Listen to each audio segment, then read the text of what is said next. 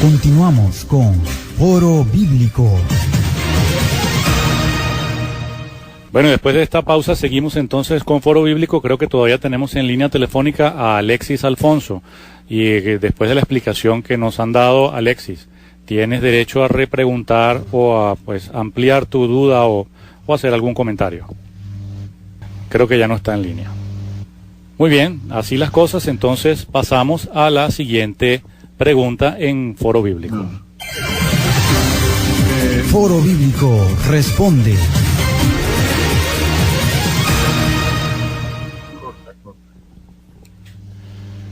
Muy bien, entonces seguimos con la siguiente pregunta. Un oyente desde Río Caribe, Jesús Peña, hizo una pregunta en el Foro Bíblico pasado y nos parece pertinente traerlo a la luz en este momento para su respuesta. Él preguntó: ¿debo rechazar la Biblia Reina Valera y quedarme solamente con la Biblia textual?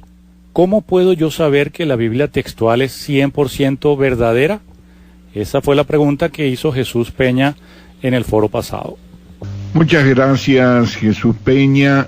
Yo me voy a permitir hacer un pequeñísimo paréntesis, si me lo permites, Jorge, para tratar de darle una última respuesta. Ojalá que nos esté escuchando nuestro hermano Alexis desde Juan Griego, me parece que estaba hablando. Juan Griego, Venezuela, perdón. Para decirles que en efecto, tal como el profesor Septién le dijo, que tenía razón en Juan 5:25, le leo cómo quedó la cuarta edición, que la acabo de recibir hace una semana, el texto del Evangelio según Juan. Dice así: de cierto os digo, que llega la hora, y ahora es, cuando los muertos oirán la voz del Hijo de Dios, y los que oyeron vivirán. De manera que se ha cambiado el subjuntivo por el aoristo, y así quedó los que oyeron. De manera que muchas gracias por tu contribución. Yo también les agradezco a nuestros queridos oyentes, hermanos y amigos que tengan preguntas lo suficientemente técnicas que requieran hasta una respuesta escrita, que nos las hagan llegar a través de Buenas Nuevas o cualquiera de las emisoras afiliadas, o directamente a nuestra página web, a nuestro correo personal, que con mucho gusto las recibiremos y las contestaremos, porque hay veces que un exceso de tecnicismos pues puede resultar un poco tedioso para los oyentes que quieren hacer otro tipo de preguntas más que requieren respuestas más concretas y menos detalladas. Entonces, tenemos la pregunta respecto de nuestro hermano Jesús allí, que nos pregunta acerca de la Biblia textual. Mire, la Biblia textual es un esfuerzo que nosotros estamos haciendo para producir la mejor traducción del mejor texto que existe hoy. Entonces, ¿en qué se diferencia con la Biblia textual? Se diferencia en tres cosas fundamentales. La primera, que está basado en un texto griego depurado, crítico, que está limpio de las imperfecciones del texto griego en las cuales se basó Casiodoro de Reina hace 500 años. ¿Por qué? Bueno, porque hace 500 años no había el material de la arqueología bíblica que había salido, que existe hoy en día. Entonces, en aquel tiempo no había sino eso, el texto de Erasmo de Róterdam, que estaba basado en unos documentos manuscritos que acumulaban 14 siglos de copias manuscritas, de los errores que acumulaban, y entonces se basó en eso, porque era el único que había.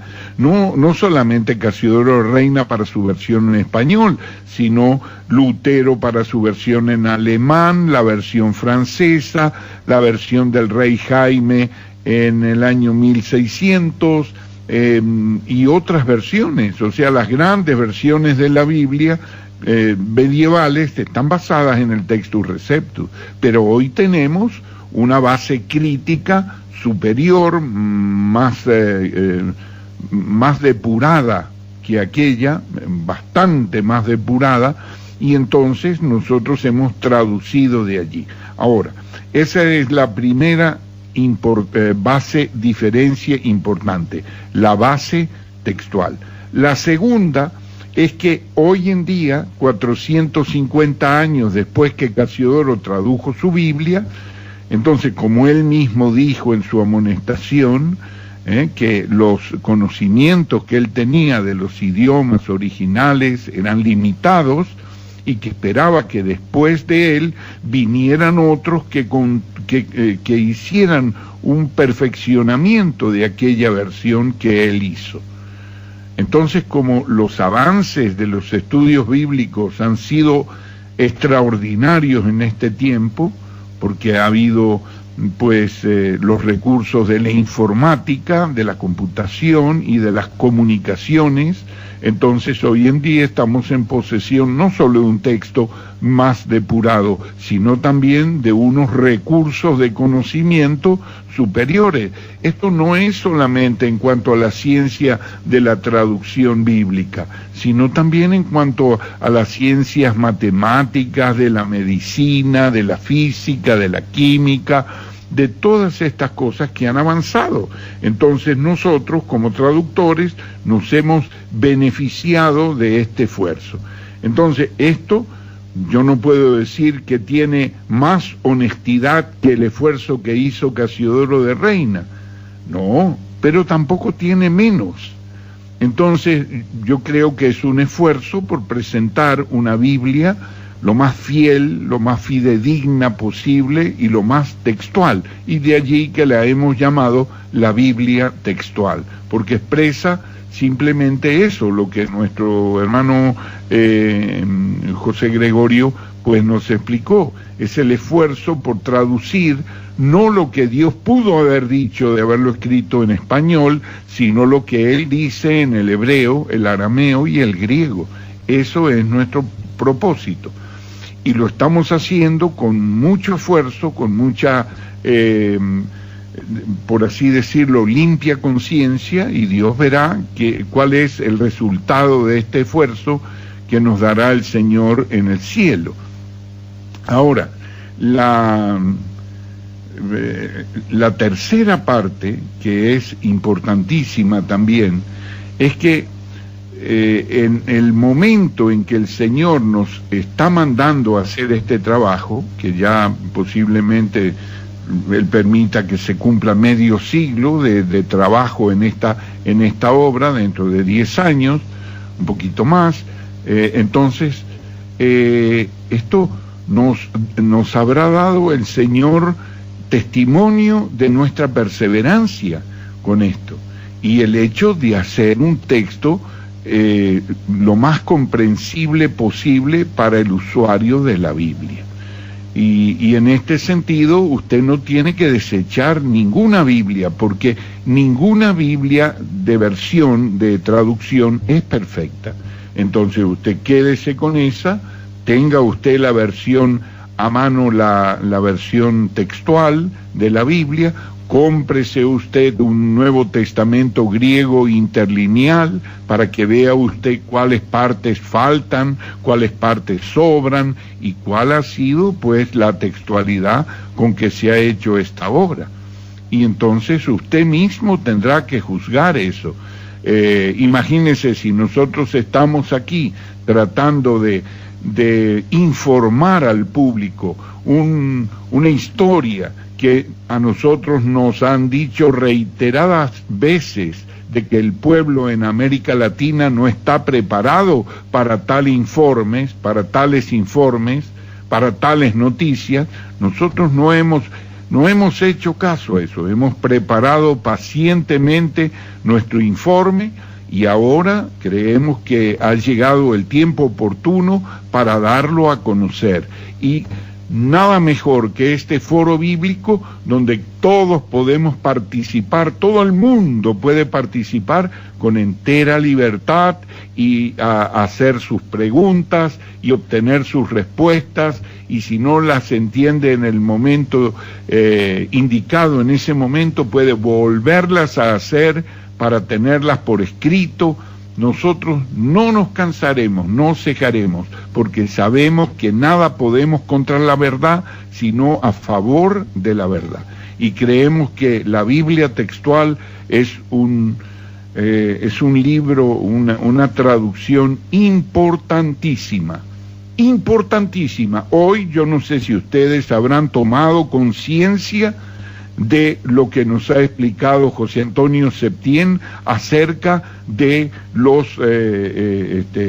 los condicionales. Está bien los condicionales, usted puede decir, bueno, pero al final de cuentas es lo mismo que si Dios, el diablo le dijo a Jesús, si eres el Hijo de Dios, o ya que eres el Hijo de Dios. Es verdad, pueden ustedes decir eso, aunque no es lo mismo. Pero cuando esas limitaciones del conocimiento del griego se transfieren a la seguridad de la salvación y ponen llenos de condicionales versículos, frases y oraciones donde la intención de Dios no es expresarse en condicionales, sino en términos de conclusión y de seguridad, cuando se cambia el sentido, entonces ya aquí sí nosotros tenemos que levantarnos a decir que eso no está bien. Entonces usted tiene que juzgar, no yo ya he juzgado esto, pero usted tiene que ser la persona que en oración a Dios le pregunte y dentro del sentido común que Dios le ha dado a usted, usted saque su cuenta, usted sabrá qué tiene que hacer, qué determinación tiene que tomar con una palabra que dice la iglesia del Señor que Él ganó por su propia sangre, y otra versión que dice la iglesia de Dios, la cual Él ganó por su propia sangre. Una afirma que Jesús es Dios, la otra afirma que Jesús es el Señor. Pero sabemos que el Señor es Dios, pero ¿por qué no lo? Entonces, estas son las preguntas que usted debe considerar, no solamente para conocer mejor la Biblia, sino para ser más feliz. Eso es todo. ¿Y qué honra más al Señor Jesucristo, al cual usted, yo supongo que es creyente en Él? No es lo mismo leer la muerte de Cristo que leer la sangre derramada de Cristo. Son dos cosas diferentes. Entonces, yo, por ejemplo, mi Biblia, personalmente, mi Biblia, claro que es la Biblia textual. Lógico que es la Biblia textual. Pero a mí me indigna profundamente que haya traductores que cambien esas cuestiones. Por ejemplo, que cambien los hebreos, que cambien la palabra virgen y pongan la palabra jovencita o joven. ¿Por qué? Si está virgen, ¿por qué no ponen virgen? Porque tienen antipatía a la historia del Señor que nació de una virgen. Entonces, estas cosas, pues yo no comparto eso y no las uso y las rechazo. ¿Por qué? Porque la palabra de Dios, creo, y esa es la historia que estamos explicando aquí en estos foros bíblicos, la historia de una confabulación contra la palabra de Dios. Pero eso ya lo decía en su amonestación nuestro querido hermano Casiodoro de Reina, a quien nosotros honramos con hechos, porque las primeras Biblias que nosotros publicamos en el Nuevo Testamento, deben recordar ustedes que se llamaban Nuevo Testamento Textual Reina Valera. Entonces, y fuimos obligados a salir de ese nombre, piensan que tenían derechos de autor. Entonces, hermano, es el perfecto derecho a una respuesta adicional. Yo te aconsejaría que tengas ambas y las compares, la vayas comparando y te des tiempo al tiempo para después hacer tu elección. Muchas gracias. Tenemos en línea a Carlos Alexis Alfonso, que quería hacer un comentario respecto a lo que se habló antes. Alexis. No, mi querido hermano, no un comentario. Le agradezco al hermano por lo de el uso proléctico del ahorito. Le prometo que me voy a instruir al respecto porque en verdad no lo conozco.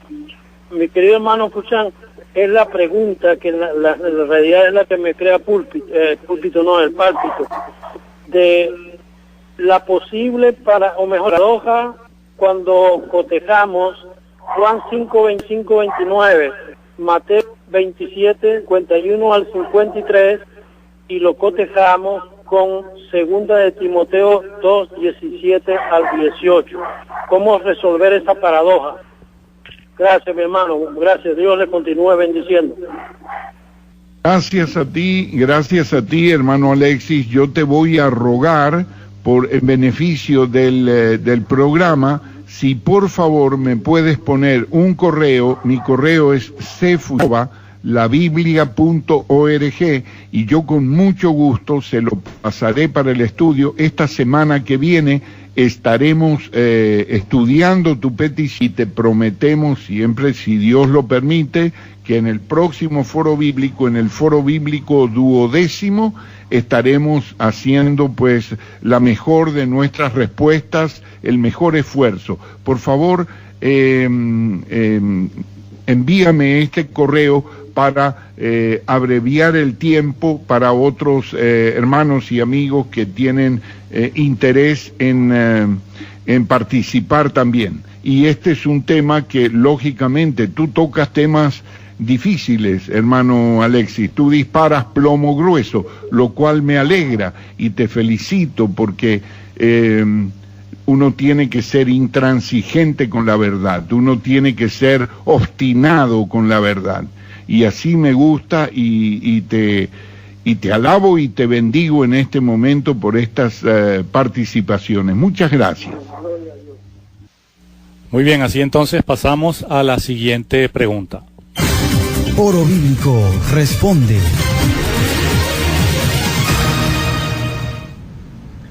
Bueno, y vamos a darle oportunidad a la sala Betel, quien va a preguntar desde Naguanagua, en Valencia, Venezuela. Adelante, hermanos. Buenas tardes a todos, estimados hermanos. Quería preguntarle al hermano José Antonio, ¿cómo interpretar Hebreos 6, 4 al 6, a la luz de la doctrina de la seguridad de salvación, que nosotros compartimos totalmente? Y la segunda para el hermano Enrique Sayago. Hay un fenómeno natural que se denomina microquimerismo, que es el intercambio de células entre madre e hijo por vía placentaria durante la gestación. Y respecto a lo que el hermano explicaba, ¿tendría eso alguna connotación espiritual en el caso de la gestación de Jesús? Gracias. Muchísimas gracias, hermana, por sus preguntas. Y le voy a dar la palabra al hermano Carlos, que es quien está disponible en este momento, y luego a nuestro hermano Enrique. Adelante, hermano. Gracias, José Gregorio. Bueno, lamentablemente nuestro hermano José Antonio Septién se tuvo que retirar, me parece, de la reunión, pero él dejó dicho que por favor le dejaran por escrito todas las dudas que hubiera respecto a problemas textuales, bueno, y a cualquier otro problema. A mí me gustaría, si me permites, hermana, tratar de alguna manera de ayudarte, aunque sea provisionalmente, porque, vamos a ver, tú te referiste a una sección de Hebreos 6, 4 al 6, porque en efecto es imposible que los que una vez fueron iluminados y probaron el don celestial y llegaron a ser partícipes del Espíritu Santo y probaron la buena palabra de Dios y los poderes del mundo venidero y recayeron, sean otra vez robados para arrepentimiento, crucificando otra vez para sí mismos al Hijo de Dios, habiéndolo expuesto a la ignominia pública. Perdonen mi tos. Vamos a ver, ¿podría por favor aclararme tu inquietud? ¿Qué parte de esta o a qué se refiere tu pregunta? ¿Cómo está, hermano Fuchán? Dios le bendiga. ¿Cómo interpretar ese verso que pareciera, verdad, que de algún modo la doctrina de la seguridad de salvación, que creemos totalmente, pero sabemos que hay versos que a veces no son fáciles de interpretar? Entonces, ¿qué significa este verso a la luz de la doctrina de la seguridad? Que pareciera pues alguna duda, o duda no, sino algo, sí. Que pareciera una persona que probó la buena palabra, que fue partícipe del Espíritu Santo, que probó el don celestial, que fue iluminado. Entonces, ¿cómo interpretar eso? Si es para esta época, si eso tuvo otra connotación, etcétera. Muchas gracias, hermana. Sí, en torno entonces a la seguridad de la salvación. Bueno, fíjate bien, aquí es un problema exegético, en primer lugar. En segundo lugar, es un problema de identificación del sujeto. Y en tercer lugar, es una cuestión contextual que debemos extender hasta el versículo 9, no solamente hasta el 8, sino hasta el 9. Fíjate que tu pregunta se refiere a 6:4 al 6. Y en verdad que esto es un problema porque los que no entienden la doctrina de la seguridad de la salvación, uno de los principales pasajes es este, y yo reconozco que es un pasaje muy conflictivo. Entonces, ¿qué pasa? Aquí nosotros tenemos que identificar, como dije antes, el sujeto, quiénes son los que. Fíjate que dice... En el 4 dice, porque en efecto es imposible que los es muy importante porque te va a decir quiénes son esos y qué hicieron.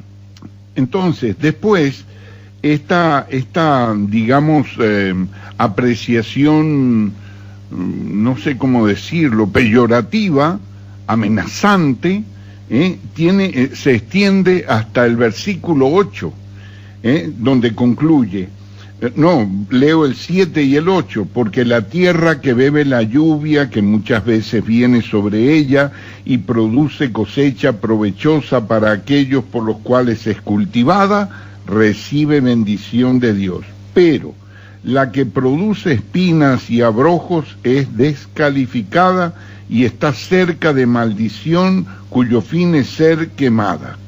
Entonces, aquí es donde se descansa en donde concluye, por así decirlo, este segmento amenazador y conflictivo respecto a la seguridad de la salvación del creyente del santo de la iglesia, del que tiene participación en la iglesia de Cristo. El versículo 19, entonces, es revelador porque empieza con un adversativo. Dice, pero.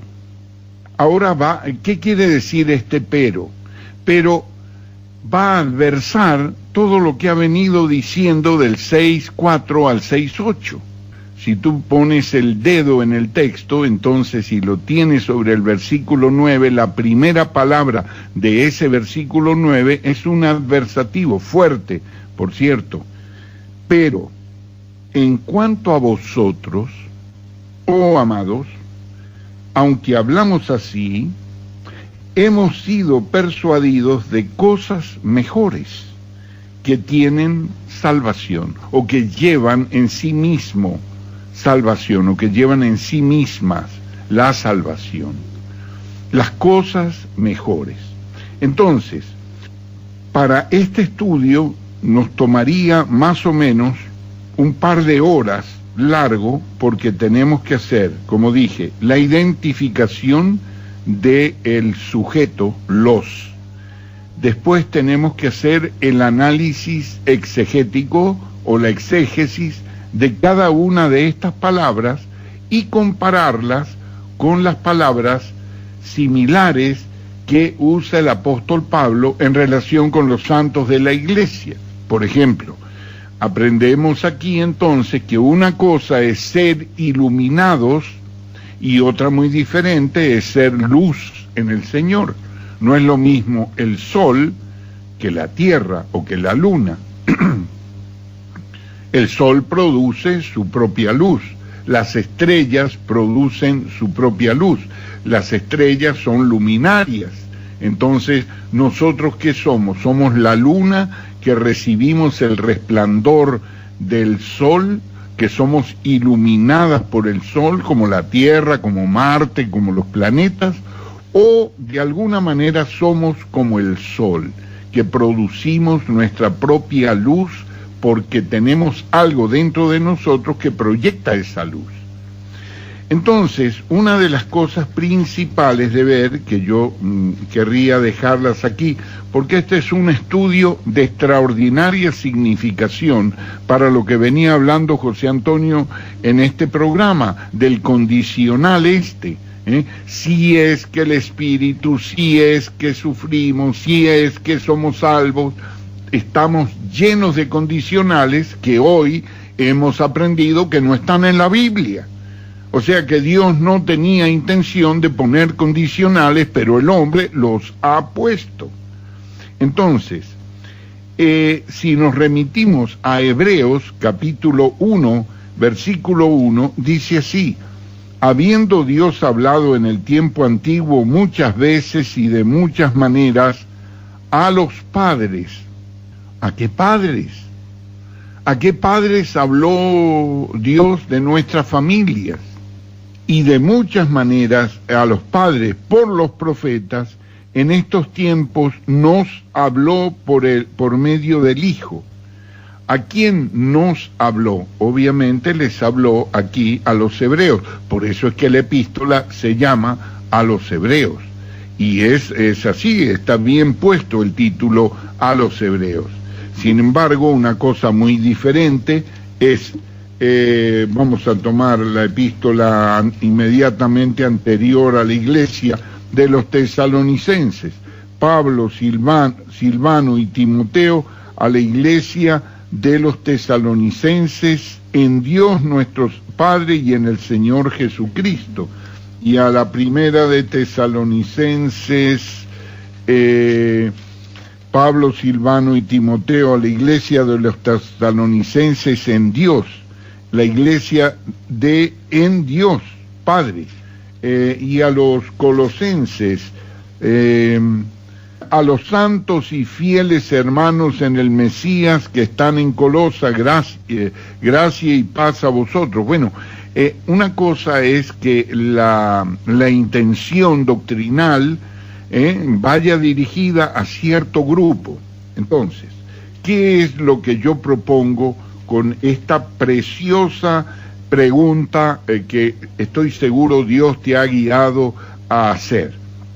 Nosotros en Sociedad Bíblica Iberoamericana tenemos un estudio bíblico hecho ya hace más de 20 años que se llama Las Cosas Mejores.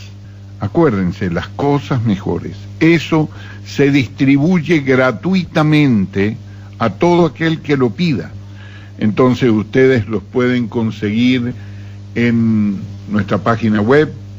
Lo pueden conseguir ustedes en Buenas Nuevas, donde Buenas Nuevas 95.7 FM en Margarita, en la página web.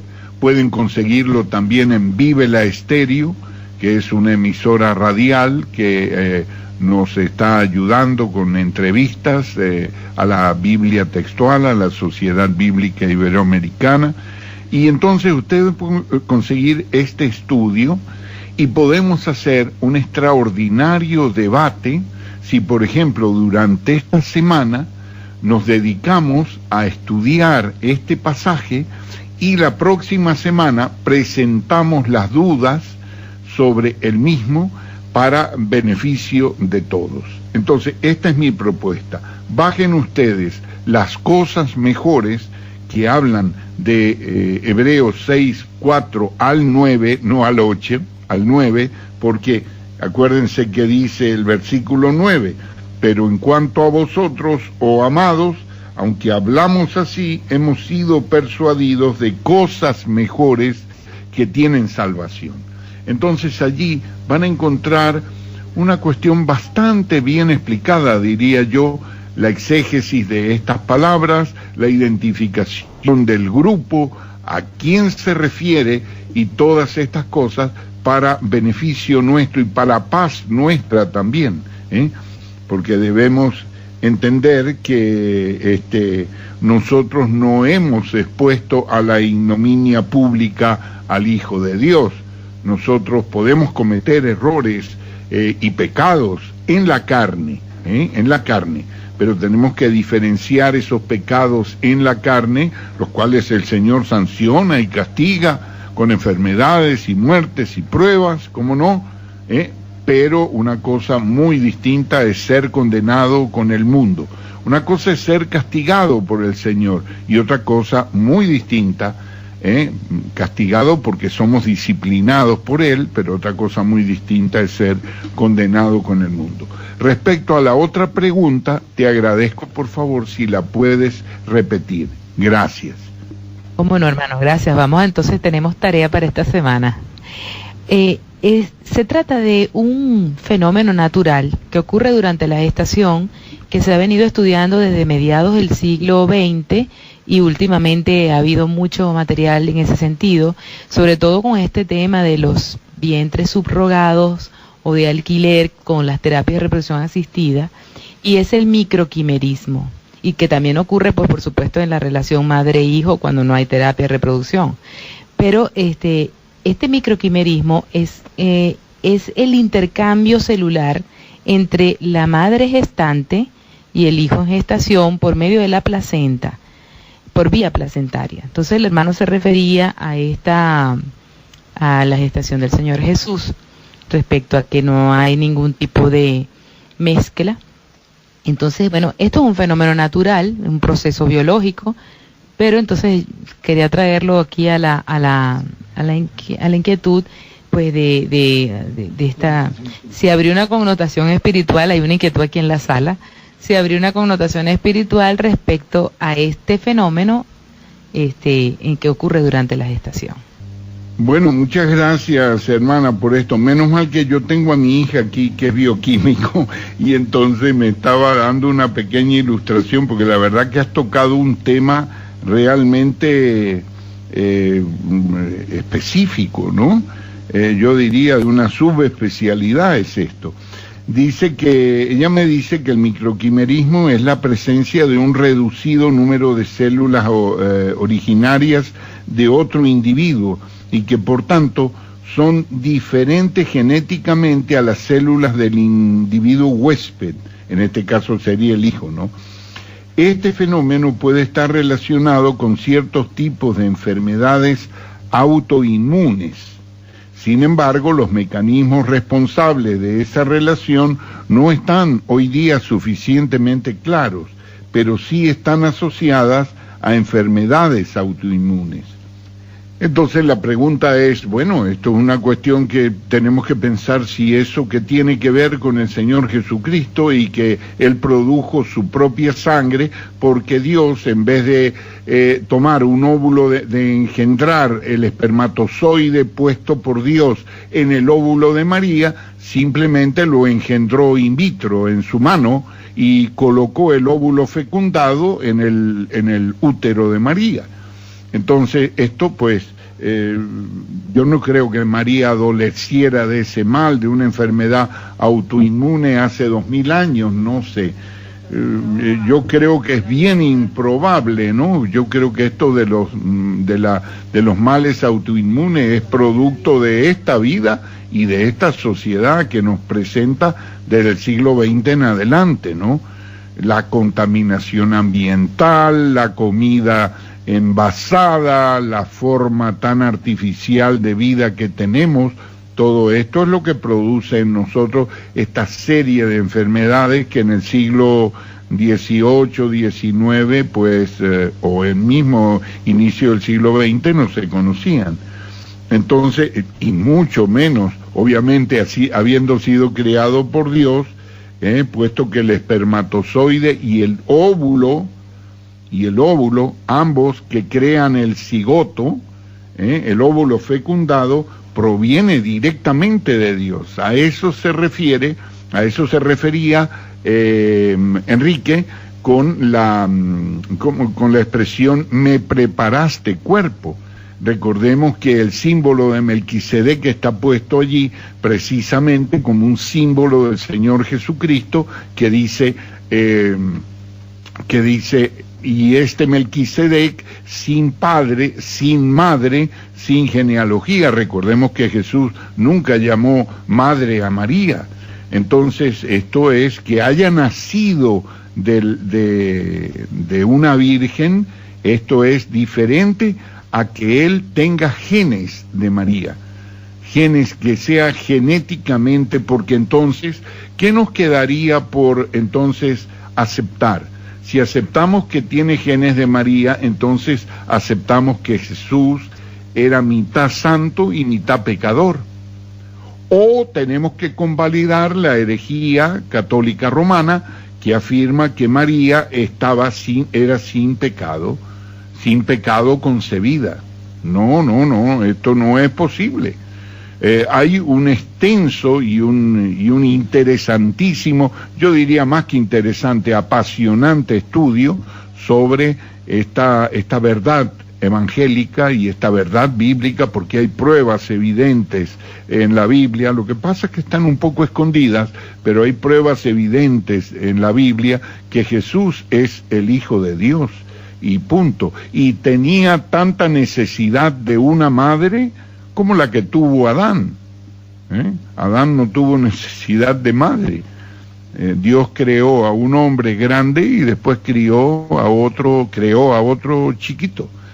Eso es todo. Y bueno, yo no sé si Enrique quiera complementar esta pregunta, porque en realidad era para él, pero como el microquimerismo es algo un poquito novedoso y tal, por eso me atreví pues a dar esta respuesta. Sin embargo, vamos a dejar que Enrique, si tiene algo que añadir, con mucho gusto, y después volvemos a la repregunta tuya, porque el tema es apasionante y a lo mejor nos ocupa dentro de algunas semanas que se siga tocando esto, porque esto es una verdad gloriosa, y tiene que ver con las últimas traducciones de la Biblia textual en su cuarta edición, el capítulo 2 del Evangelio de Juan, la conversación que tiene con Jesús, allí María con Jesús en las bodas de Caná. Adelante, Enrique. Muchas gracias, hermano. Bueno, realmente yo cuando hice el comentario aclaré que yo no soy médico.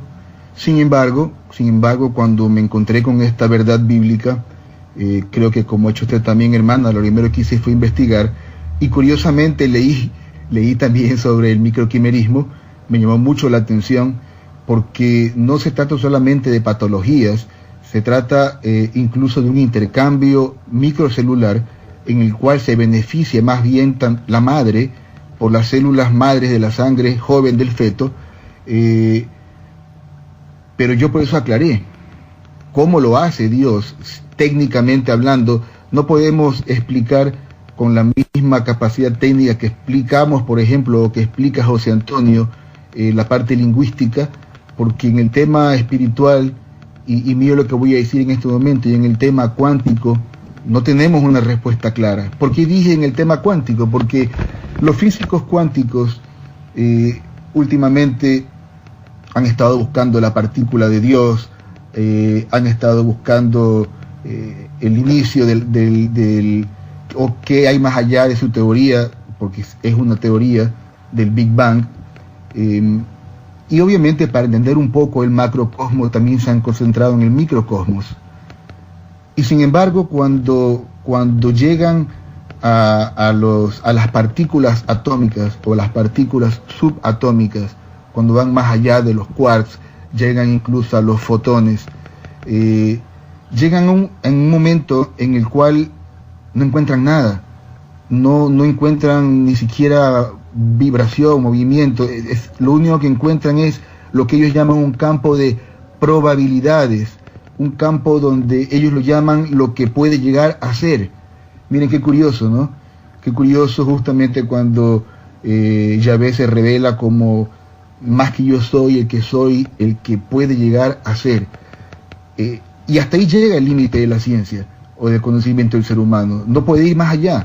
De hecho, pienso yo que tiene que haber alguna explicación, pero que no está al alcance todavía en nuestras mentes, ni siquiera imaginarla, porque de hecho la ciencia actual ni siquiera puede definir lo que es la mente, dónde está la mente, qué es, ocupa un espacio, no lo puede definir. Repito, cuando van al campo ya de las partículas subatómicas, llega a un momento donde no puede ir más allá porque es solamente un campo de probabilidades. Entonces, mi querida hermana, realmente esa respuesta demasiado técnica, así llegar a la ciencia a tener una teoría sobre la respuesta, pienso yo que es un campo que nos falta mucho para llegar a él, y quizás solamente cuando estemos en otras dimensiones espirituales podamos entenderlo. Gracias. Gracias, Muchas hermanos. gracias. Adelante, hermana. Sí, no, te quería preguntar si quedaste satisfecha con los comentarios o querías hacer alguna repregunta, hermana. Adelante. Bueno, para la próxima semana vamos a meditar las respuestas y estoy muy agradecida a los hermanos y que el Señor les siga bendiciendo y usando en este poderoso medio para llevar su palabra y llevarlo lo más claro posible, porque cuando nosotros vemos esas preciosas verdades con más claridad es un motivo de gozo, nos gozamos más en la salvación que el Señor nos ha querido dar por su gracia gratis data. Amén, así mismo es. Bueno, y nosotros te rogamos, amada hermana, que nos sigas acompañando, que nos sigas apoyando en los próximos foros con tus aportes y con tu participación, y también en oración. Entonces vamos a pasar a una nueva pregunta. Foro Bíblico Responde.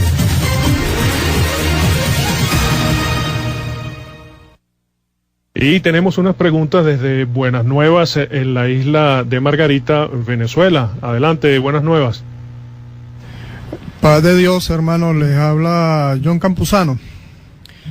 Tengo una inquietud, leyendo en la Biblia textual, desde que la tengo en mis manos, me ha llenado el corazón, y que no sabía cómo plantearla, pero en el transcurso de estos foros que se han hecho, el Señor en esta semana me ha puesto unas cosas en mi corazón, y quisiera plantearlas para encontrar de ustedes una respuesta oportuna a esto.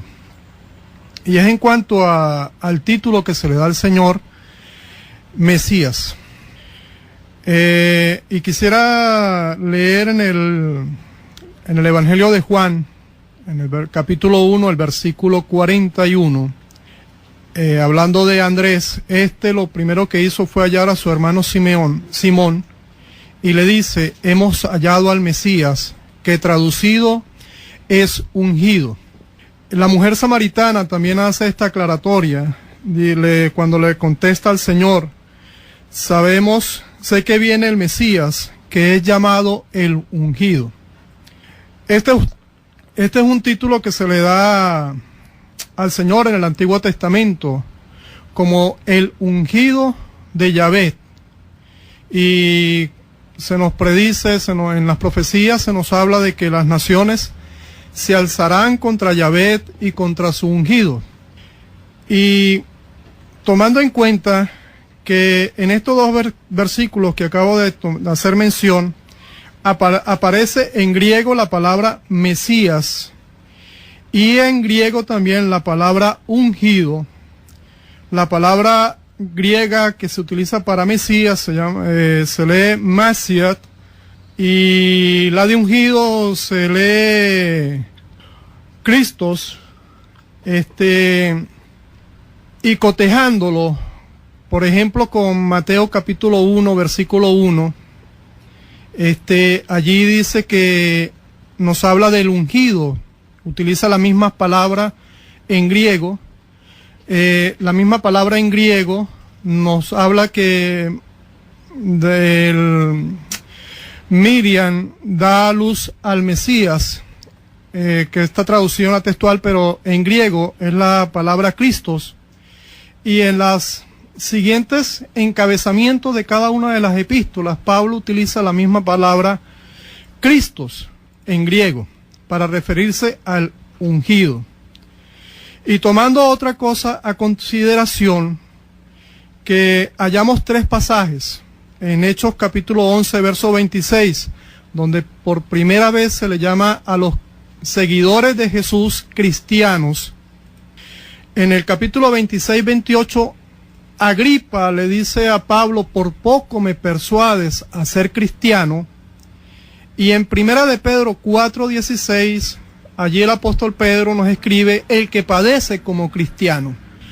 Mi inquietud es la siguiente: si solamente 2 veces que he encontrado yo en las limitaciones que tengo, porque lo único que puedo utilizar, que tengo a mi mano y que puedo descargar por internet, es las láminas del códice sinaítico, y que hoy tengo a la mano la edición número 27 del texto griego, que se usó como base para la traducción de la Biblia textual. Esto es en un interlineal. Me aparece la misma palabra ungido, en griego Christos. Mi inquietud es, y se los hago saber a ustedes, ¿por qué no se hace una transliteración de esta palabra Christos en vez de Mesías a lo largo del Nuevo Testamento? No sé si me entendieron la pregunta. Sí, hermano, sí, perfectamente. Adelante, hermano Carlos. Te la entendimos muy bien, hermano John, que Dios te bendiga. Te la entendimos más bien que lo tomamos como una confirmación del Señor para hacer los cambios que estábamos orando para ver cómo es la voluntad de Dios para que se haga esto, ¿no? Porque cuando tú vas a todos los léxicos y todos los léxicos te dicen que Christos quiere decir ungido o Mesías, entonces tiene la misma connotación y puede ser utilizado indistintamente. Y esa inquietud que te trajo el Señor, nosotros pues si tú ves la trayectoria de la Biblia textual, nosotros las primeras ediciones teníamos Cristo y después cambiamos a Mesías, tradujimos pues por Mesías, porque nos parecía que en algunas oportunidades era más pertinente, tratando de acercar la parte, digamos, acercarnos a la parte judía, hasta que en cierto momento José Antonio y creo que todos los que estábamos integrados en el equipo nos dimos cuenta que solamente están registradas 2 veces la palabra Mesías, transliteradas del hebreo al griego, porque eso es una transliteración que se hace tanto en la parte de Juan capítulo 4, en el caso de la samaritana, como cuando Jesús halla a Natanael. Entonces, en ambas partes está transliterada, pero creo, no sé por qué José Antonio se acaba de ir, creo que esas son los únicos 2 registros. Y estando pues buscando la guía de Dios, Dios nos hizo sentir así como a ti, bueno, que si están solamente en 2 pasajes, ¿por qué nosotros tenemos que estar cambiándolo? Y volvemos a la misma condición de niños, infantil, que nos hace pues simplemente recapacitar y decir que no hemos actuado en una obediencia exacta y que tenemos que regresar. Y de hecho esto, fíjate tú que lo tomo personalmente como editor de la Biblia textual y no tengo empacho en anunciarlo públicamente, que lo tomo como una confirmación del Señor lo que tú me estás diciendo, y vamos a reunirnos, las personas, me agrada mucho que esté oyéndolo Enrique Sayago y José Gregorio Hernández, y vamos a analizar muy de cerca esto, porque probablemente la próxima edición va a salir con la palabra Mesías 2 veces nada más, y la demás va a salir pues Cristos, o también puede ser transliterado o según el entorno, tenemos plena libertad de traducirlo como ungido. Pero para mí, por ejemplo, la expresión Enea, Jesucristo te sana, es insustituible. Jesús el Mesías te salva. La contracción Jesucristo tiene una fuerza tremenda que debemos volverla a poner en la palabra de Dios. Y esto te agradecemos en el Señor, te agradecemos, John, por esta fuerza que has tenido de venir a hablar y esta sinceridad como niño, y como niño te contesto. Muchas gracias, hermano, que Dios te bendiga. Adelante, John, con tu repregunta. Ok, hermano, gracias al Señor por que revela las cosas no a los sabios, sino a los niños, y saca de lo que Él tiene sus misterios para revelársela a nosotros. Gracias al Señor por eso, y le alabamos a Él por eso. Bueno, tomando la misma palabra ungido, y me voy a ir al antiguo pacto.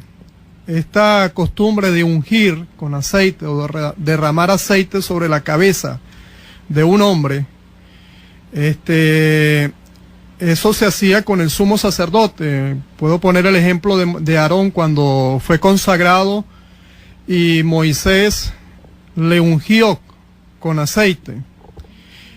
También era para los reyes de Israel y otros reyes de otras naciones. Y les puedo poner el ejemplo de Saúl y David, que fueron ungidos por el profeta Samuel, y también para el profeta. El ejemplo que puedo poner es el de Eliseo, que fue ungido por Elías en Primera de Reyes, capítulo 19, verso 16.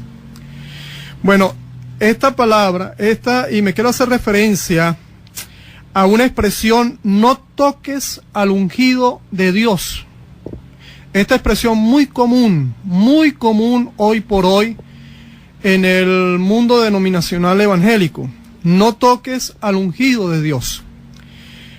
Esto teniendo como base las 2 ocasiones que tuvo David para quitarle la vida a Saúl.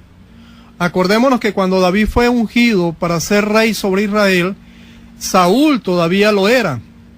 Y Saúl se sentía desplazado, y Saúl emprendió una persecución mortal hacia David. Y David tuvo 2 ocasiones en las cuales tuvo para quitarle la vida a Saúl, pero no lo hizo. Y en una de ellas la encontramos en la primera de Samuel, capítulo 2, en el verso 10. Y la otra la tenemos en primera de Samuel 24, verso 10 al 10, del verso 6 al 10. La primera de ellas fue en la cueva de Engadi, donde David estaba con sus hombres dentro de la cueva, y entró Saúl y se quedó dormido, y David lo que hizo fue cortarle la esquina del manto de Saúl, y no cayó en la provocación de sus hombres cuando le dijeron: quítale la vida, porque Yahvé te lo ha puesto en tu mano. La otra fue cuando en el campamento de Engadi, donde él entró con uno de sus hombres y le quitó la lanza de Saúl y le quitó la vasija de agua, que también tuvo la oportunidad, y es lo que pudo expresar: yo no voy a levantar mi mano contra un ungido de Yahvé.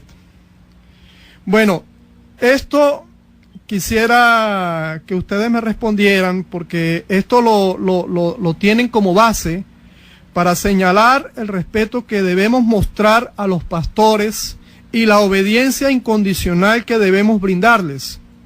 Si es cierto que el pastor ha sido ungido para el ministerio, este texto bíblico significa que los pastores son literalmente intocables. Esto lo hago como pregunta. Oponernos a ellos o criticarlos viene a ser un pecado muy grave, y someternos a ellos es la única actitud legítima que debemos tener. Y cito Primera de Juan, capítulo 2, verso 20 y 27. Quisiera que me explicaran un poco de esto, o que profundizaran un poco de esto para el bien, para el beneficio de tanto hermano que hay dentro del pueblo del Señor sufriendo de estas cosas, por favor. Gracias, Juan. Por favor, ¿me puedes repetir la cita de Primera de Juan? Primera de Juan, capítulo 2, verso 20 y el verso 27. Sí, pero vosotros tenéis la unción del Santo y todos vosotros lo sabéis. Y el 27, aunque en cuanto a vosotros la unción que de él habéis recibido permanece en vosotros, y no tenéis necesidad que nadie os enseñe, sino que así como su unción os enseña todas las cosas, es verdad y no es mentira, así como ella os enseñó, permaneced en él. Ajá, no, pero yo me refería, John, ¿a dónde está la unción de los pastores? No entiendo. Ok. ¿Quién dijo que hay una unción especial para los pastores? Bueno, es que me refiero a una frase muy común que he escuchado a través de varios años. No toques al ungido de Dios. Que toman como base las dos ocasiones que David tuvo para quitarle la vida a Saúl. Y David dijo, yo no voy... Sí, pero David era un rey de otro tiempo. Espérate un momento, pero ¿quién dice, porque estoy preocupado, quién dice que lo usaban para ungir a los pastores? ¿Quién dice? Ya va. ¿Quién lo dice eso? No, ya va, formulo otra vez la pregunta. Lo dicen gente por ahí. La gente por ahí. Yo creí que era Dios que lo estaba diciendo. No, para nada. Pero es que tú también me preocupas, John. Oye, yo dije por un momento es Dios que lo está diciendo. No sé en qué Biblia, pero es Dios que lo está diciendo. Pero resulta que no lo dice en ninguna parte. Gloria a Dios que no lo dice en ninguna parte, ¿verdad? Okay. Ahora fíjate lo que dice, porque tú me pones unos versículos ahí maravillosos de Primera de Juan, donde dice que nosotros tenemos la unción del Santo. Y eso, ¿quién tiene la unción del Santo? Pues tú, yo, Jorge, Enrique, los que están oyendo allí que han creído en Cristo Jesús, Andrea, ¿quién más quiere tener? ¿Quién ha creído en Cristo Jesús ahí? El que ha creído en Cristo Jesús tiene la unción del Santo. Mira lo que dice Pablo en Primera de Corintios 12, 13. Porque por un solo espíritu fuimos todos bautizados en un cuerpo, sean judíos o griegos, sean esclavos o libres, y a todos se nos dio a beber un mismo espíritu. Fíjate cómo no dice de un mismo espíritu, sino un mismo espíritu. Quiere decir que tenemos a la persona del Espíritu Santo en nosotros, no tenemos una porción, no es que Dios agarró un tobito y nos dio a beber de un mismo espíritu, sino que nos dio a beber el tobo entero, ¿entiende? Un mismo espíritu, es la persona gloriosa del Espíritu Santo que tiene cada creyente. Ahora bien, te voy a hablar de las limitaciones de ser ungido en el antiguo pacto. David, en cierto momento de su vida, clamó a Dios y le dijo, no quites de mí tu Santo Espíritu, porque el Espíritu Santo en el antiguo pacto venía sobre los hombres, no venía dentro de los hombres. ¿Por qué no podía venir dentro de los hombres? Porque la redención no había sido hecha, porque el derramamiento de la sangre no había sido realizada, porque la tierra no había bebido la sangre divina de redención. Entonces era imposible que el Espíritu Santo fuera a habitar, porque el perdón de los pecados no se había realizado.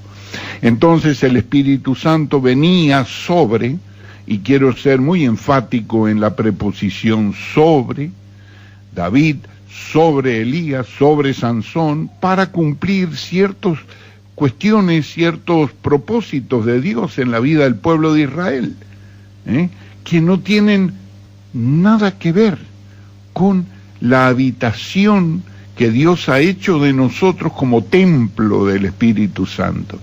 Entonces, el decir a una óyeme bien, John, yo sé que tú lo entiendes, pero que has preguntado para darme una oportunidad de explicar esto, y te agradezco muchísimo y doy gloria a Dios por ello. Óiganme bien todos, que un hijo de Dios acepte que tenga la unción de un profeta del Antiguo Testamento, ¿saben a qué me luce? A un neurocirujano que después de tener una experiencia de 20 años y de estar operando cánceres en cerebros con el rayo láser, entonces diga, ¿y ahora qué usted quiere ser? Yo quiero ser carnicero para desguazar reses. Porque eso sí me gusta, porque eso sí, de cortar las reses y sacarle el solomillo y sacarle todas las costillas y todo eso, eso es lo mío. Entonces, es lo mismo que Einstein hubiera dicho, ¿y usted qué quiere ser? Yo quiero ser maestro de escuela primaria. Es lo mismo que uno que dice que ha recibido el perdón de los pecados y dice, sé propicio a mí, pecador. ¿Cómo ser propicio? Dios ya fue propicio. No tiene por qué ser propicio porque ya murió en la cruz por ti. Entonces, esta unción son puros cuentos, John, son puros cuentos para quitar plata, para apuntar con el dedo amenazador, para montarse en el púlpito y empezar a apuntar el dedo amenazador, para pedir ofrendas y diezmos y siembra y más siembra, pero eso sí, siembre aquí, no siembre allí, siembre aquí. Entonces, ¿cómo va a ser? Necesita que la gente crea. Por eso es que es importantísimo Foro Bíblico, para que se aclaren las luces y para que los hermanos en Cristo sepan todos que son ungidos de Dios. El otro día estaba oyendo un hermano nuestro que es un gran cantante, se llama Don Francisco, y él, bueno, lo echan de todas las iglesias porque dice la verdad con sus cánticos, de verdad que sí. Y entonces dice, y ustedes, todos los que están aquí que me vinieron a ver hoy y que están alabando a Dios, todos son ungidos. Dice lo mismo que yo soy ungido, no hay ungidos especiales aquí. Dice, si usted es hijo de Dios, usted es ungido. Y eso es lo que dice la Biblia. Eso es lo que dice Pablo, Pedro, Juan, todos dicen eso. Entonces, no hay nadie especial. En la iglesia del Señor no hay nadie especial. Sí, te voy a decir quién es especial, el menor. El menor sí es especial, porque tú debes considerar a tu hermano como superior a ti mismo. Entonces, ¿por qué se tiene que distinguir a alguien? Entonces, quiere decir, si alguien es ungido, fíjense ustedes, si alguien es ungido, quiere decir que tú no eres ungido. Eso es lo que quiere decir, porque él es diferente a ti, por eso que se monta en el altar. Hay altares que necesitan ya escalera mecánica para subir. Oye, escalera eléctrica necesita usted para subirse a ese altar. Y unos púlpitos, bueno, unos púlpitos que, yo no sé, son inmensos, eso. ¿Y sabe cuál es el origen del púlpito? Pues el origen del púlpito es pagano. Lo usaban los griegos para declamar en sus obras ahí filosóficas y todas esas cuestiones que inventaban. ¿Me comprende?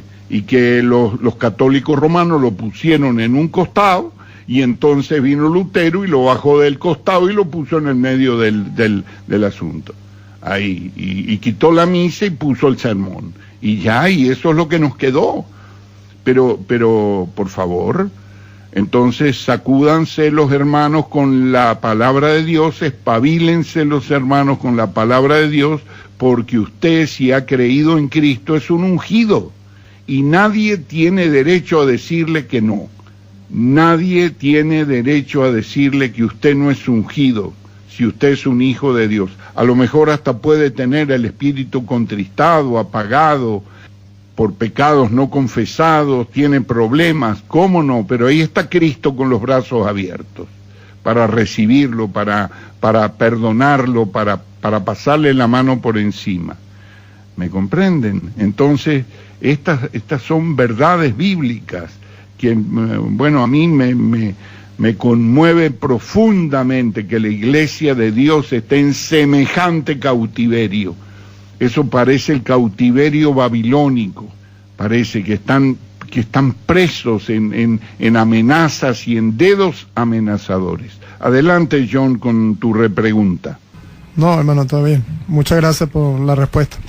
Bueno, muchísimas gracias, John, como siempre con esos excelentes aportes. Y no puedo dejar de comentar que me hiciste recordar, hace unos cuantos años, en una oportunidad llegó, invitaron a uno de estos predicadores que son expertos, sacándole plática a la gente de los bolsillos. Y yo recuerdo que tiró una racia ahí en la iglesia, bastante fuerte. Y bueno, él antes de comenzar a aplicar esa técnica de sacar dinero, bueno, exactamente a eso que tú dijiste, a eso de que no se atrevan a hablar mal del ungido de Jehová, que por supuesto era él, ¿no? El ungido del Señor.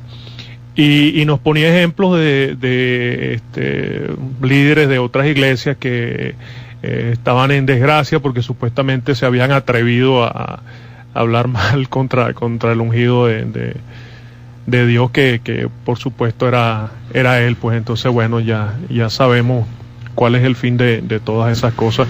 Bueno, vamos a pasar a otra pregunta entonces. Foro Bíblico Responde.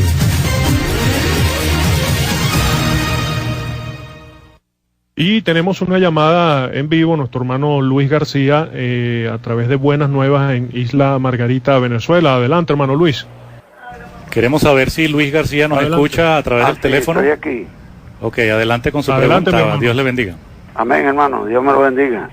Bueno, quería hacerle una pregunta al hermano Carlos Puchán, porque yo buscando aquí en la Biblia, consigo casa, y casa es descendencia, edificio, familia, habitación, morada, simiente, templo.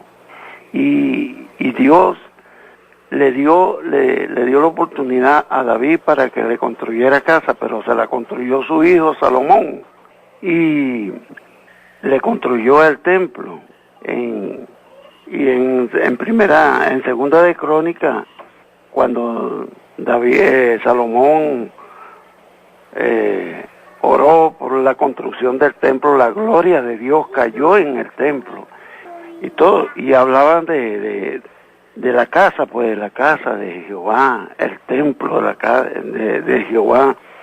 Y yo veo que el hermano dice, en el foro pasado, una hermanita le preguntó si era necesario que se congregaran en un templo, o si era, porque entonces el hermano no le dio la respuesta adecuada, y eso me inquietó.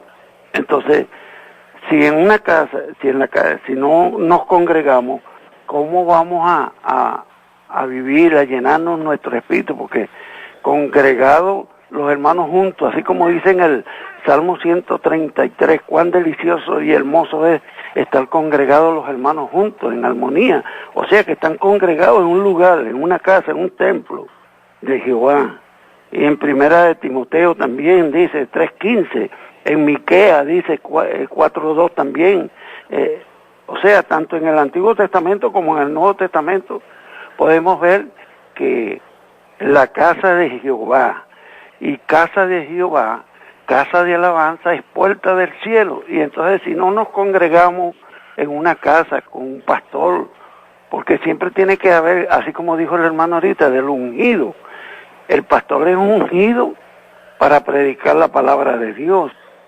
Entonces queremos saber, por medio del hermano, por qué el hermano no le dio esa contesta completa a la hermanita que preguntó en el foro pasado, de que se congregara, porque yo por ejemplo, si a mí me dicen, no se congreguen, caramba, yo digo que yo me voy a enfriar, porque en medio de las alabanzas y en medio de las predicaciones hay un enriquecimiento que uno se llena, su espíritu se llena en las congregaciones, pues. Por eso entonces yo quería saber eso, sino por qué el hermano Carlos Buchan, y que Dios me lo bendiga, porque yo sé que él está en una revolución, está haciendo una revolución con esta crítica a la Biblia, porque esto se ha ido revolucionando las cosas.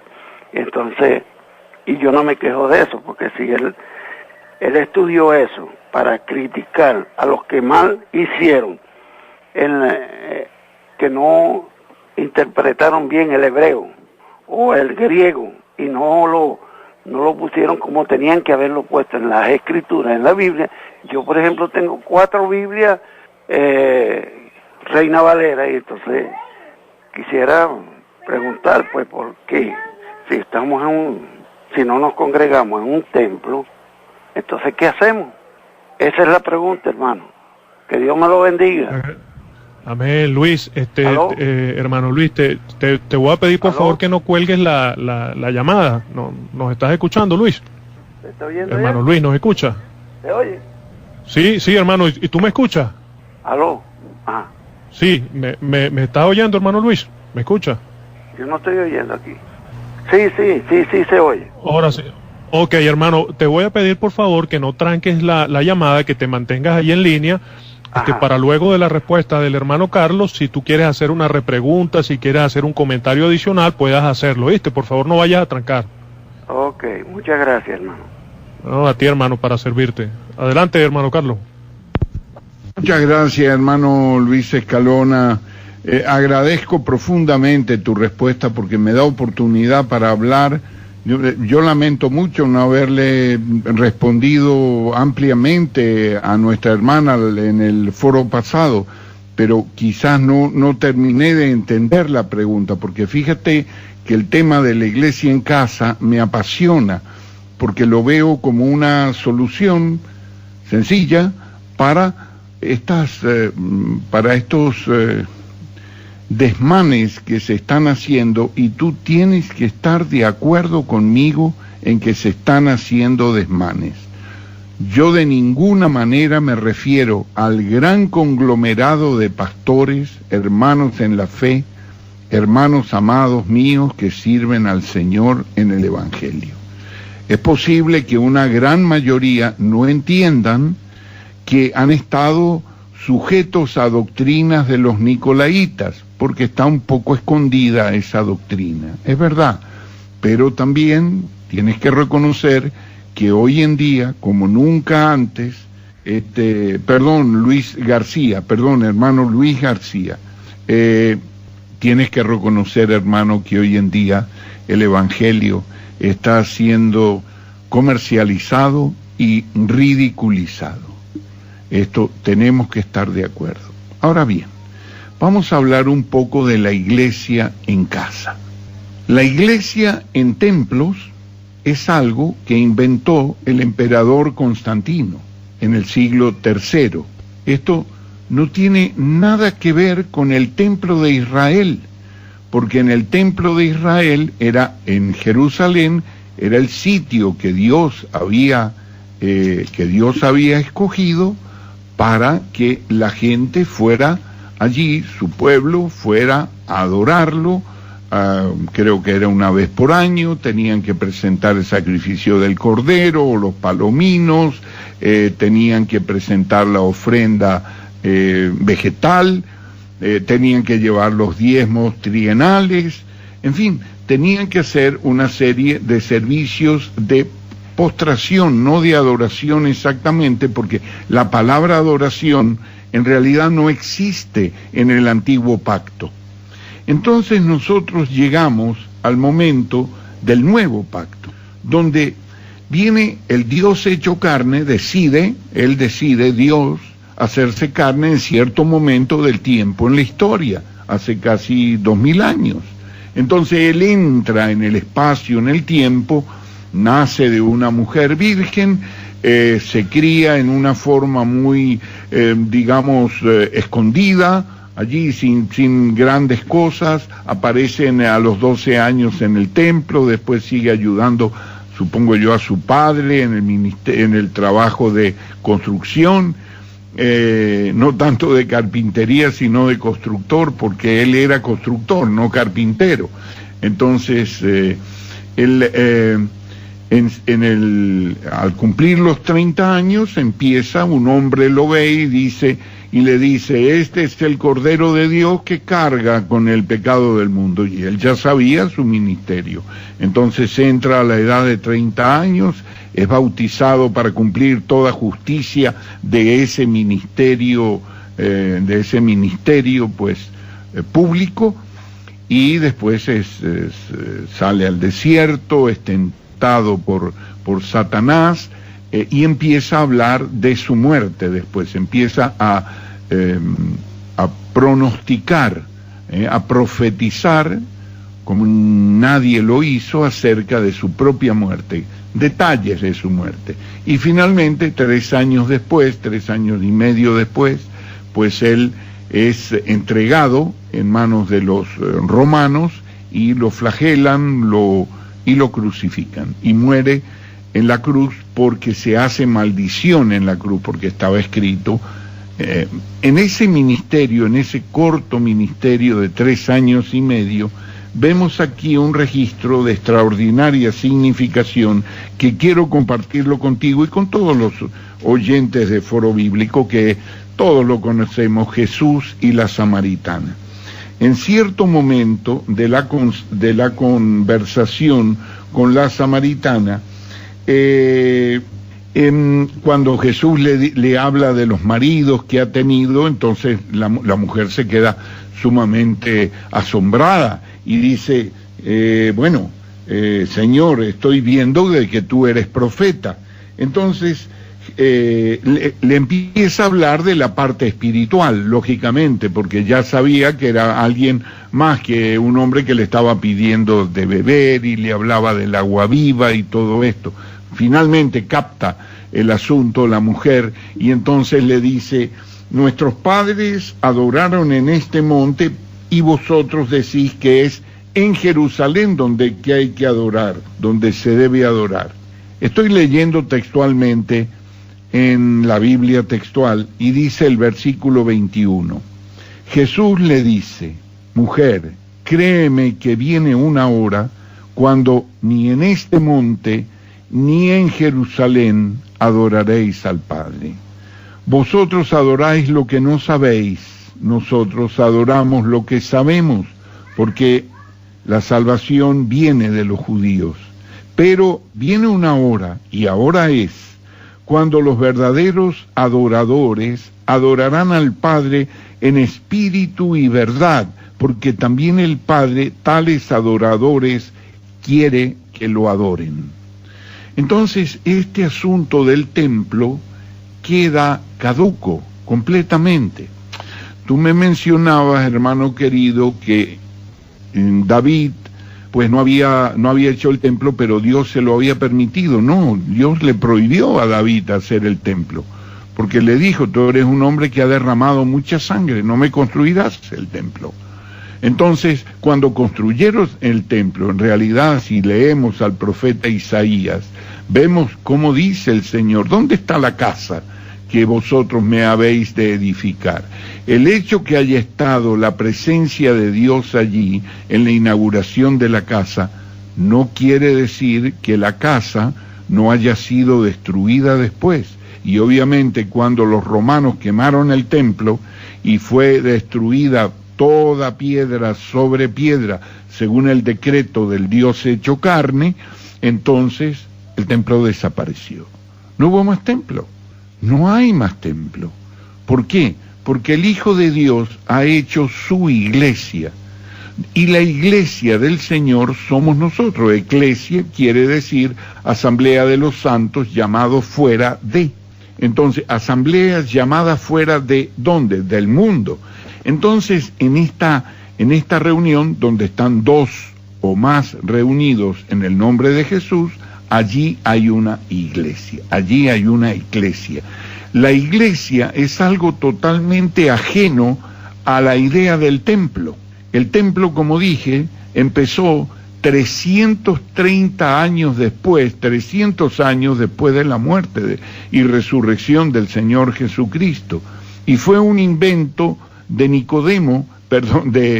de Constantino, del emperador Constantino, que se adaptó a las religiones paganas de aquella época, de los sacerdotes de Diana y Cupido y todas esas cuestiones. Entonces dijo, bueno, ¿qué tenemos que hacer? Le dijeron a Constantino. Bueno, es la historia de una mujer que dio a luz un niño. Bueno, está bien, Diana y Cupido lo quitaron las estatuas y pusieron a María y Jesús, que los llamaron la Madonna el Bambino.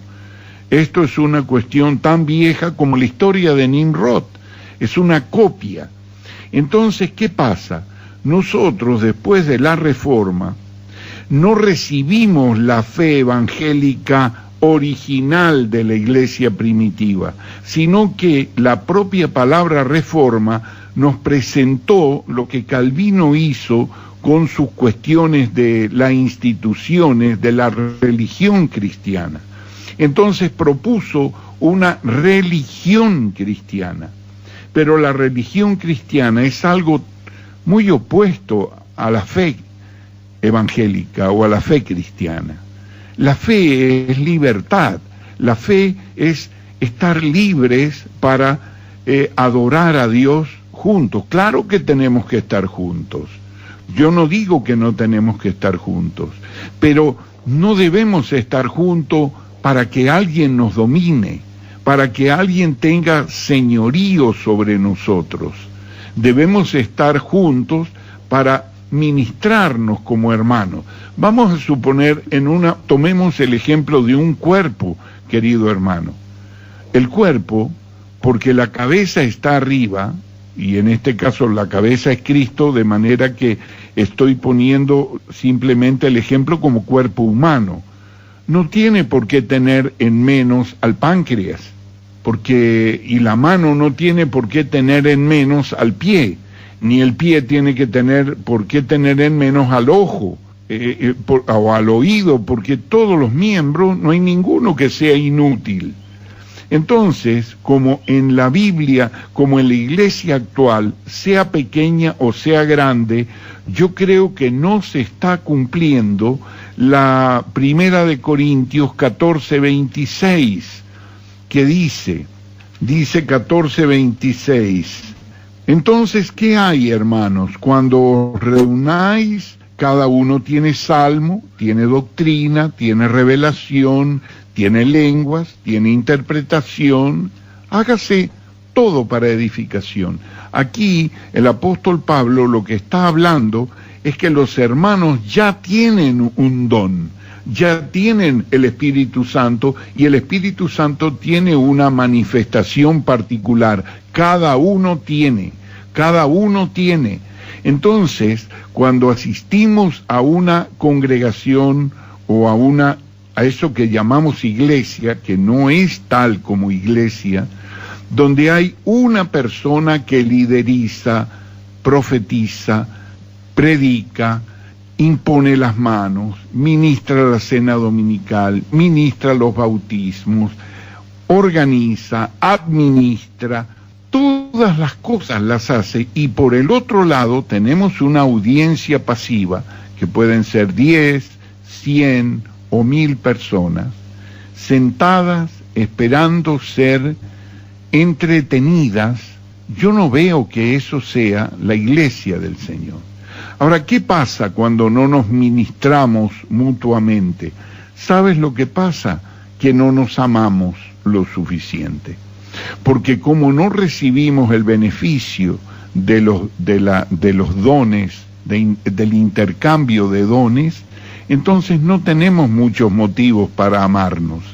Y por eso Tú puedes preguntar en tu iglesia y puedes salir y preguntar en la de al lado, no para que te contesten, sino para que los santos de la iglesia se contesten a sí mismos, así como yo estoy hoy hablándoles, exhortándolos y diciéndoles, ¿ustedes creen que estamos cumpliendo con el mandamiento del Señor de amarnos los unos a los otros de manera tal que demos testimonio al mundo sin hablar?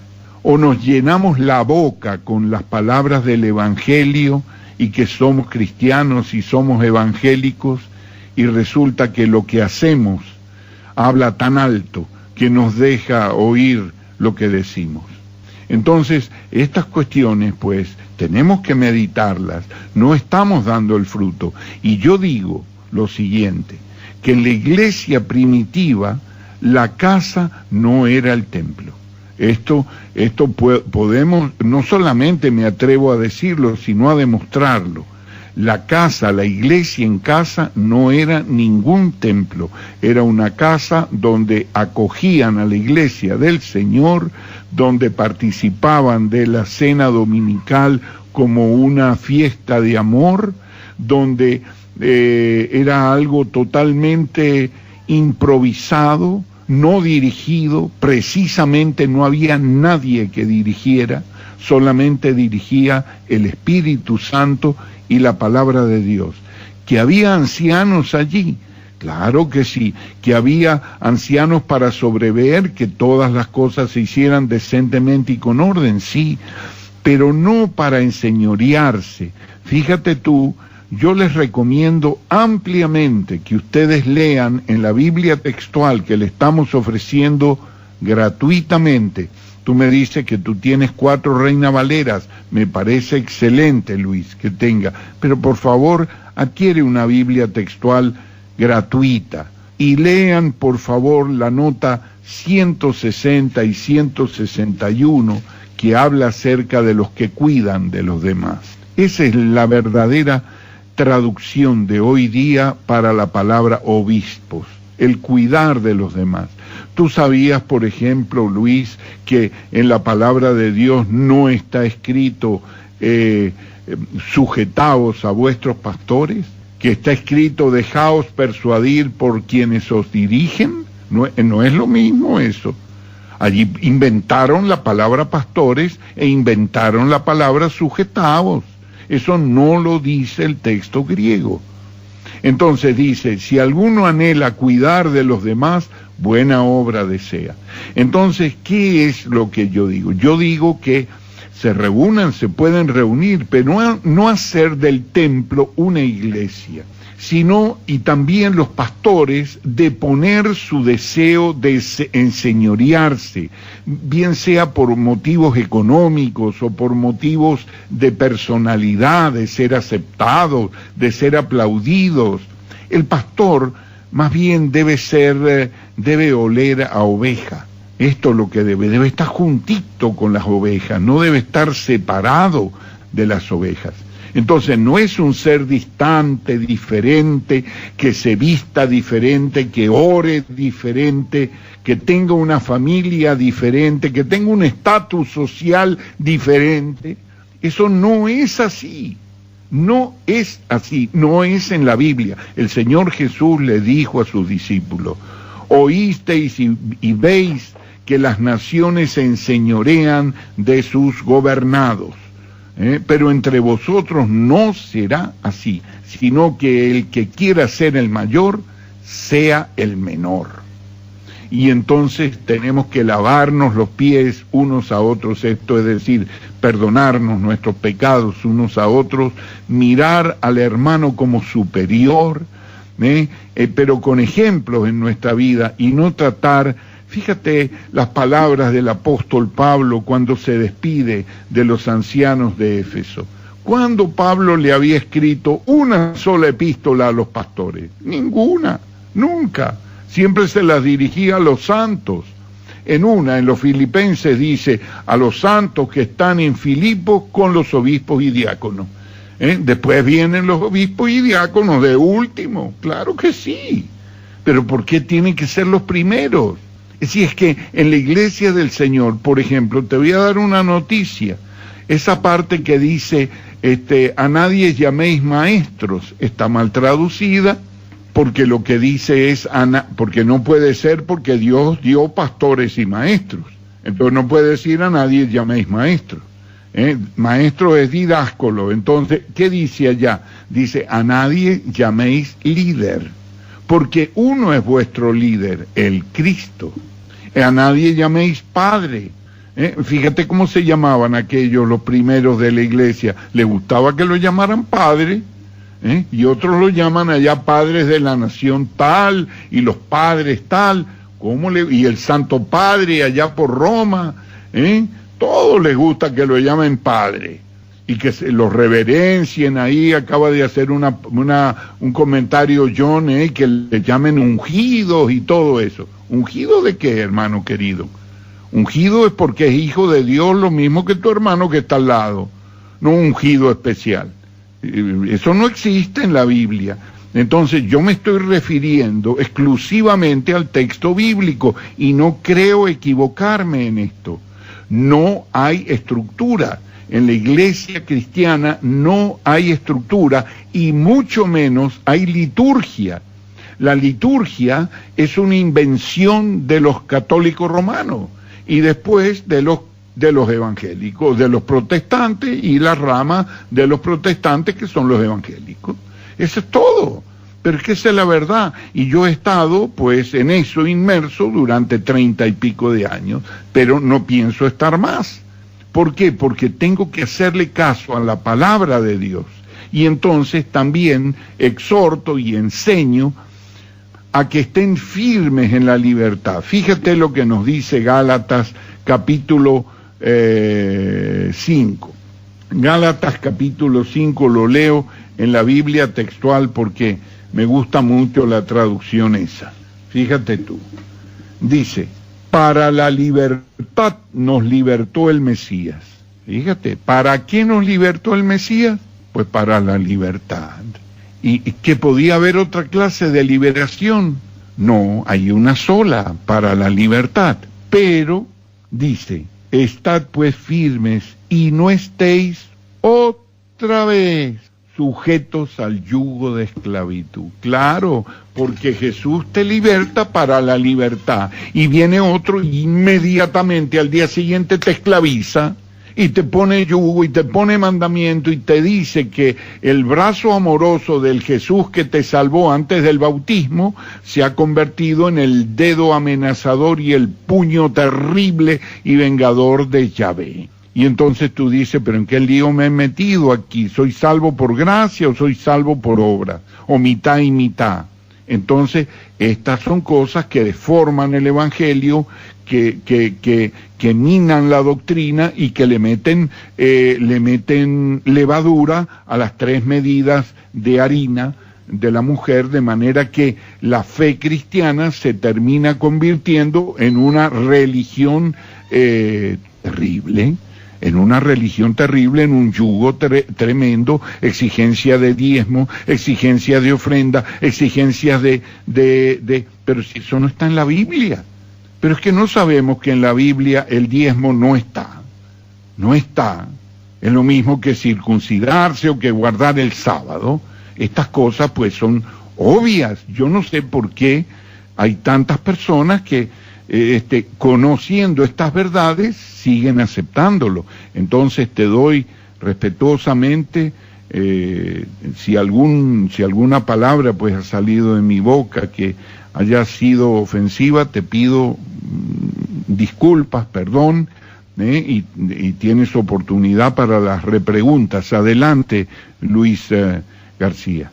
Aló. Hermano, adelante, Luis. Adelante, te escuchamos, Luis. Bueno, por ejemplo, yo leyendo aquí en Segunda de Crónicas, por ejemplo, si me permiten leerle un versículo bíblico, porque esto se cumple en nuestra iglesia también, porque nosotros tenemos, por ejemplo, hermanos que se congregan de Chile, de Colombia, de muchas partes, hasta tenemos un hermano de Senegal, por ahí de Ghana, que se congrega con nosotros también. Entonces, por ejemplo, leyéndole este versículo, lo tomamos para nosotros como que el Señor, vamos a leerle el versículo primero y entonces después yo leo. Dice aquí en Segunda de Crónicas 6:32, y también al extranjero que no fuere de tu pueblo Israel, que hubiere venido de lejanas tierras a causa de tu gran nombre y de tu mano poderosa y de tu brazo extendido, si vinieres y orares hacia esta casa, tú oirás desde los cielos, desde el lugar de tu morada, y harás conforme a todas las cosas por las cuales hubiere clamado a ti el extranjero, para que todos los pueblos de la tierra conozcan tu nombre y te teman, así como tu pueblo Israel, y sepan que tu nombre es invocado sobre esta casa que yo te he edificado. Entonces ahí se cumple en nosotros también, en el templo donde yo me congrego, o en la casa de alabanza, o en la casa del Señor, se cumple esta palabra, porque hay muchos extranjeros que vienen de otros países aquí a la isla de Margarita y se congregan, buscan dónde congregarse, dónde comer un pasto fresco, un pasto suave, un pasto agradable, que es la palabra de Dios, y entonces se congregan con nosotros. Entonces yo le doy gracias, bueno, al hermano, muchas gracias, hermano, y discúlpeme si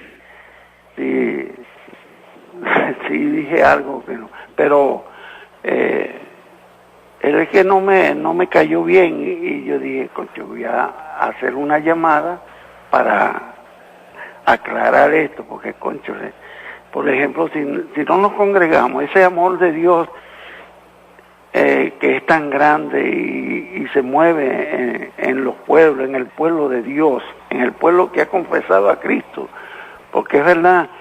Por ejemplo, cuando el Señor manda las cartas allá en Apocalipsis, manda a las iglesias que están regadas, y dice a los ángeles que están ahí, son ángeles que dirigen las casas del Señor.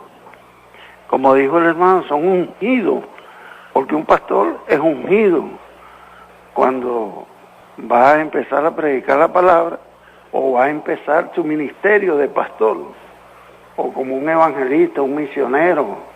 Entonces, yo digo, concho, si no vamos, no nos vamos a congregar, o por ejemplo, yo digo, caramba, yo tuve un tiempo sin congregarme y me estaba enfriando, me estaba llenando de televisión, no lo niego delante de ustedes, se los digo.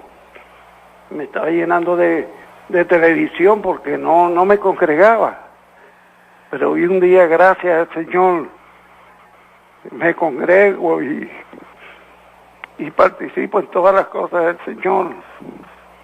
Así que muchas gracias, hermano, y que el Señor los bendiga. Amén. Amén, hermano Luis, gracias por tu testimonio. Yo no digo que no hay que congregarse, como Dios me libre de eso. Yo digo que tenemos que congregarnos conforme lo hacía la iglesia primitiva, que será mejor para nosotros. Si logramos ministrarnos unos a otros y reunirnos en las casas y partir el pan con sencillez de corazón, y cantar himnos y cánticos espirituales que el Señor nos dé, lenguas, interpretación de lenguas, profecía, por ejemplo. Si ustedes leen la sencillez con que está escrito el capítulo 14 de la epístola de Pablo a los Corintios, la primera, de los dones espirituales, cómo se ministran, procurad profetizar, para que todos aprendan y sean exhortados. Esto no habla de mega iglesias, de audiencias pasivas. Nosotros tenemos que crear un ejército, y el ejército no se crea con una audiencia pasiva, se crea con unos hermanos llenos del Espíritu Santo. El Evangelio no es para comerciar, no es para comerciar el Evangelio, no es para pedir. Esto no es así. La ofrenda tiene que darse en secreto. Tiene que, dice, cada primer día de la semana los hermanos pongan aparte según haya sido prosperado por el Señor. Y porque Dios ama al dador alegre. Y entonces usted guárdelo eso según haya sido prosperado. Pero si está en una prueba económica, ¿cómo va a dar? Entonces usted pues lo guarda allí y el Espíritu Santo le dirá para qué gastarlo. Porque no es solamente cuestión de la ofrenda, sino en qué se da la ofrenda. Ahora son los diáconos, un cuerpo digno, que siguen al Señor en humildad, que no viven del dinero que se les da. Bueno, hermanos, esto, miren, son palabras que están aquí en el apóstol Pablo, no son mías. Hechos 20, dice, tened cuidado de vosotros mismos y de todo el rebaño en que el Espíritu Santo os puso por obispos para apacentar la iglesia de Dios que adquirió mediante su propia sangre. Yo sé que después de mi partida entrarán entre vosotros lobos feroces que no perdonan al rebaño, y de entre vosotros mismos se levantarán hombres que hablan perversidades para arrastrar a los discípulos tras sí. Velad recordando que por 3 años, día y noche, no cesé de amonestar con lágrimas a cada uno. Ni la plata, dice, ni el oro, ni el vestido de nadie he codiciado. Vosotros sabéis que para mis necesidades y para los que están conmigo sirvieron estas manos. En todo os mostré que trabajando así es necesario socorrer a los débiles y recordar las palabras del Señor Jesús, pues Él mismo dijo, más bienaventurado es dar que recibir. Ahora yo me pregunto, ¿a quién le está diciendo estas palabras el apóstol Pablo? ¿A los santos o a los ancianos? Le está diciendo a todos los ministros eso, no le está diciendo a los santos eso. Mírenlo bien, está en su Biblia, acabo de leer, Hechos 20, desde el 25 al 30, o hasta el 40, hasta el 31. Entonces, allí está en su Biblia, léanlo, ese es el ejemplo. Entonces, ¿por qué tenemos que comercializar con el Evangelio? ¿Por qué razón? ¿Por qué razón hay que cobrar sueldo? No entiendo. Porque dice, digno es el obrero de su salario, sí es verdad, pero también dice, yo de ninguna cosa de esta he tomado derecho, porque no quiero que nadie quite mi gloria de predicar gratuitamente el Evangelio que recibí gratuitamente. Entonces, esta cuestión, y si de todas maneras tiene que tomar del salario, por favor, que no sea para vivir una vida diferente, una vida tan distinta a la de las ovejas. Los coches último modelo, los pasajes en avión, las carreras universitarias de los hijos, todas estas cosas, pero ¿qué es esto? Yo me pregunto, ¿qué eso es? No, eso es cuestión de, será una comida y un techo, eso es todo. Si acaso, yo les digo sinceramente, hace casi 40 años que sirvo al Señor, y de verdad que ha sido una bendición estas manos, y no solamente yo, hay muchos hermanos que conozco que le han bastado esas manos, que nunca han tocado, sino más bien han metido la mano en el bolsillo para ver cómo dan. Entonces, esta es una actitud muy sana que nosotros estamos hablando, no queremos echarle piedra a nadie, ni queremos ser detractores, ni alejar a nadie hacia la apostasía, ni hacia las herejías, ni hablar estupideces, como nos dijeron. No, Señor, no queremos, no es nuestra intención esa. Todo lo damos y solamente hablamos la verdad. Si yo no hablo la verdad, si yo no hablo esta palabra, entonces que Dios me corte la lengua. Ya está, listo, eso es todo. Pero la única cuestión que me mueve a mí, a todos los que estamos en el equipo de Foro Bíblico, es hablar la verdad. Ahora, que esta verdad choca contra la estructura, la administración de la iglesia, ese esquema piramidal, organizacional que hay en la iglesia, de organización y no de organismo, entonces pues, ahora, hermano, tú me dices con lágrimas en tus ojos que tú te volviste a reunir. Está bien, te volviste a reunir porque no sabías dónde reunirte en otra parte, pero esa misma bendición que tú tienes con tus hermanos de allí, la puedes tener y si no tienes problemas, si en tu iglesia no están pasando estas cosas, que tú tienes participación, que tú tienes actividad, que no te cobran nada por ir, gloria a Dios, perfecto, no cambie, está perfecto eso. Si se reúnen en una forma distinta a esa geometría tradicional que uno habla y todos los demás tienen que estar callados, yo insisto sobre la participación activa de cada miembro. La participación activa de cada miembro es volver a la actividad gloriosa de la iglesia primitiva. No se demoren, no demoren en hacerlo. Participen, dejen que el Espíritu Santo los guíe, no se preocupen. Allí hay algunos hermanos que van a poner, o que ya están, que van a ver que todas las cosas se hagan conforme a la voluntad de Dios para edificación de los demás. Y porque Pablo dice, miren, no hablen en lenguas cuando vienen extraños, porque van a decir que están locos, a no ser que haya quien le interprete. Ya tienen ustedes allí eso. ¿Para qué necesitan que alguien les lea eso si ustedes ya lo saben? Ahora, estén sujetos unos a otros en el temor de Dios, ya lo creo, y el que no está sujeto es porque no ha entendido la verdad del Evangelio, porque el hermano que ha nacido de nuevo, lo que anhela es ponerse bajo la umbrela de la autoridad, pero la autoridad de Dios, no la autoridad de los hombres, la autoridad de la palabra de Dios, la autoridad del Espíritu Santo que guía, pero que no empuja. Entonces, estas son las cosas que tenemos que ver. Tenemos la Biblia, tenemos el Espíritu Santo, pues no estemos todo el día llamando Señor, Señor, y no hagamos lo que Él nos dice, porque estaremos pues diciendo, ¿por qué me llamáis Señor, Señor, y no hacéis lo que os digo? Entonces, si sabemos lo que tenemos que hacer, pues hagámoslo de una vez. Adelante con mayores preguntas.